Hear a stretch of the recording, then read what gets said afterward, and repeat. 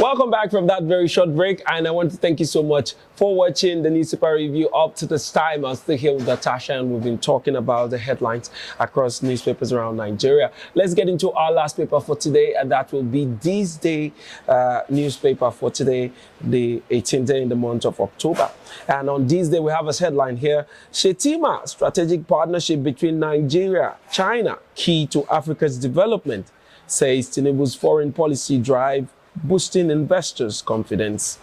All right, page 16 is where that detail is. Media Certification Board to license journalists in Nigeria. That's on page 37. Also, we see as headline: declare emergency on drugs, narcotics abuse in Nigeria. Senate urges president. All right. U.S. President Biden visits Israel today as hundreds die in Gaza hospital bombings. U.S. President Biden visits Israel today as hundreds die in Gaza hospital bombings. All right. I mean, That's Natasha, have you been following the story, that is a man? sad one. I don't know why we cannot just follow dialogue. I don't know why we have to always resort to war and violence. I don't know why we have to let animosity and resentment take over us. I mean, no, innocent people are just dying. Kids, children, people are just dying because you have these two countries or a country and whatnot that will not be able to properly dialogue. And then you now have other countries trying to even stoke it, put in more fire. You have America supporting Israel. You have Iran supporting Palestine. You have Turkey supporting Palestine. I mean, they're sending warships, trying to get it all heated up. And now they've declared full-on war, you know. It's very sad. And then there's the terrorism part with the Hamas and all that, Iran funding Hamas. It's a whole mess. And I wish really that we could engage dialogue. I mean, look at when Donald Trump was president. That man, yes, a lot of people castigated him and said, oh, you're a rapist and all of that. But that man, he was able to create some form of understanding through dialogue and business relations. In the Middle East, you know, where during his tenure there was no such fights between Israel and Palestine and all whatnot. I mean, that's what I was just speaking with Victor the other day. I was saying that, you know, the way Israel has, you know, returned or responded to the attack from these militants is crazy, because with the shelling that they're turning on Gaza, there will be no control as to where these bombs are landing on. And you see that both hospitals, residential areas where the militants are not spared. These bombs are just hitting, you know, simultaneously places where, you know, both residents are staying. This is like more like retaliation for the hundreds of persons that, you know, they actually kidnapped. True. But you know, then again, from the bonfire, whatever, the concert. That and plus the fact that, you know, the attack of Hamas on Israel was something else.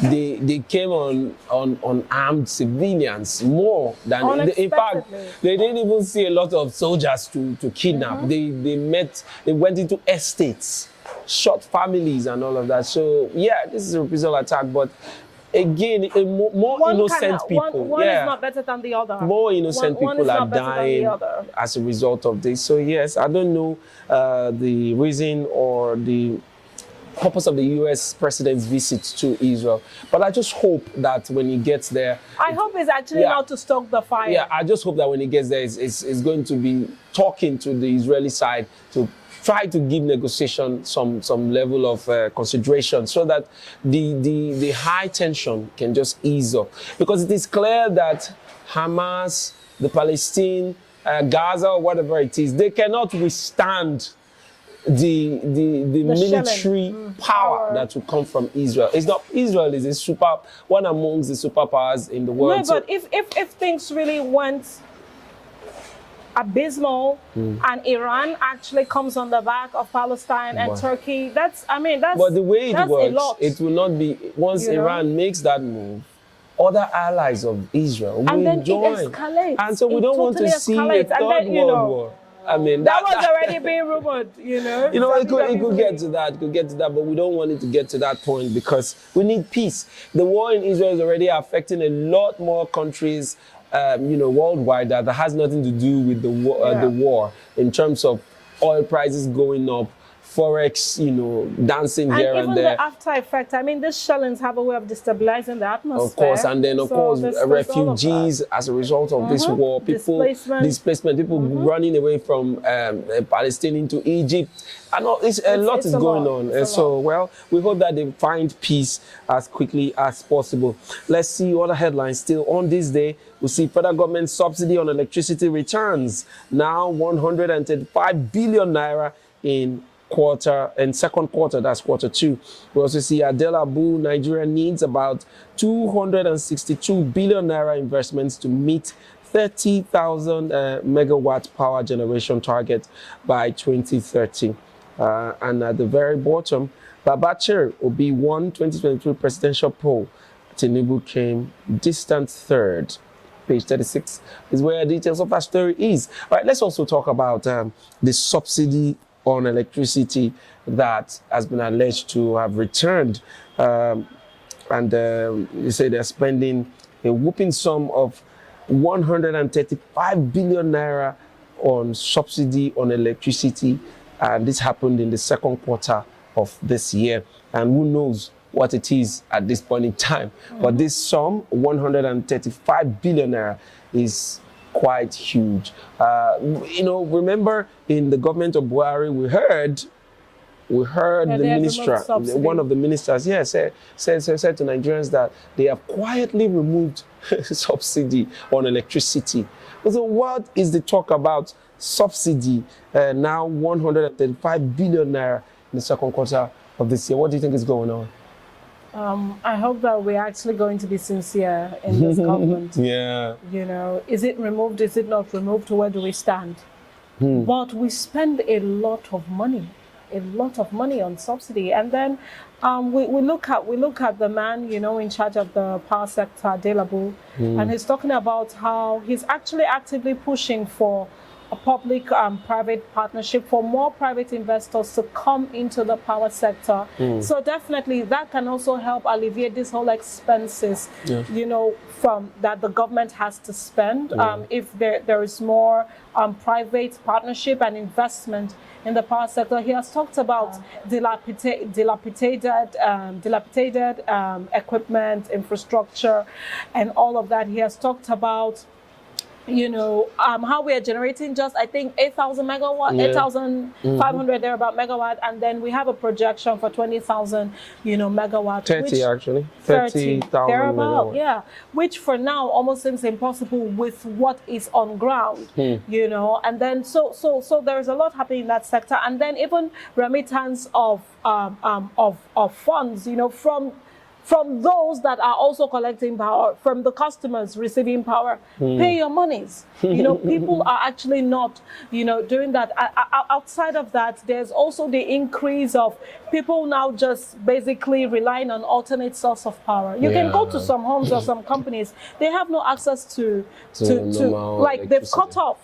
Because they are doing solar panels and all the inverters and all that. So all of that also has a disadvantage on our generic power sector, right? So he has talked about if a few of these things can be fixed, then all of these expenses, will drop. But at the end of the day, I hope that the power sector is one of the key sectors that this government is actually really looking into, and since there is a call for more private investors into that sector, I hope that it's looked into. I know that Femi Otedola talked about going into the energy sector, alternate power. I don't also know if he will be interested in this, but I know that I think Dangote bought, is it the Gerogu plant or whatever, and then they even mentioned a shortage of plants, power plants, that we have, and then how some are not functioning and all of that. So there's a lot of fixing that needs to go on in that sector for us to have some stability, and so that the government can be able to spend less, and there can be some balance in that particular sector. So I'm hoping for the best, and private investors, come through Yeah, to our power sector. it's interesting. I think the But only so far, has power improved in your area? I think in mine it's sort of improved. I live in to an extent. in a part of Port Harcourt that really has a reasonably good amount of power supply. So I wouldn't say it's been bad. So, but at least I get up to 16 to 17 hours of power supply in a day. Enough. So that's not considering some other parts. I would say that I live in a very good area around here, except for the times where we got those announcements that the power grid was down. But aside those times, we always have good power. And of course, I always pay my bills. Prepaid meters are just all over my neighborhood. And we've also witnessed increase in the cost, the tariff. Over time, within the last 1 year, I believe that electricity tariffs have been increased more than 4 times. And from what we hear at that time, this was happening as a result of the fact that subsidy on electricity was no longer there. But for us to see this information that is still there, it's a thing of surprise for me though as a Nigerian. But then that's part of the things that you rightly said when you say, where is the sincerity from government? Like, what are they really doing? If it is there, let's know that it is there. And let's understand if there's an increment, maybe to reduce the amount of money government is spending on these subsidies. Let's be clear to Nigerians. I think most of the Nigerians that I know, Nigerians are willing to pay. As long as you give us what we're paying for, we'll they're pay ready the money. to pay well to get good, service from these discos, and that's it. But it hurts even more that you pay very high electricity tariff and then you stay a week without power supply. I mean, what is the need for it? Why not go straight up and just move on to alternate electricity power generation, as it were? And that's where. Well, even at that, to balance it out, if you had access to your meter, your own private meter, then it doesn't necessarily affect you. If there's no power, your money still stays. Yeah. But the people that it gets to really affect is when you don't have your meter and then you're giving estimated billing. Yes. Very true. That's where it is. So I wish that time, I think it was during the Buhari time when there was a call for come and get your meters and all of that. But even at that, there was still the whole insincerity. The next thing they said, the meters, we don't have any more and all of that. And then later on, meters came and then they said, the price now you had have to increased. buy, from what I heard recently, it has risen up to about 120,000 naira for a two-phased meter or so.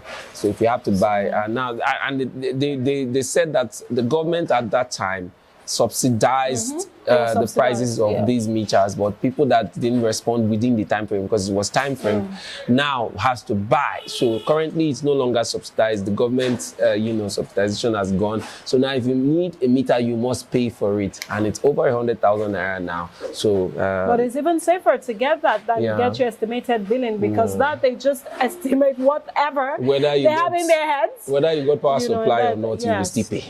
All right, I want to thank you so much, Natasha, for coming on the program. It's been nice having you on the program. And to our viewers, I hope you have enjoyed our conversation here. Don't forget that you are also part of this program, so go ahead and drop your comments. We want to know what you think about the headlines we discussed here on this very interesting program, the Newspaper Review. Until next time I come your way again, my name is William Sabule, and this has been the Newspaper Review on TAP TV. See you next time.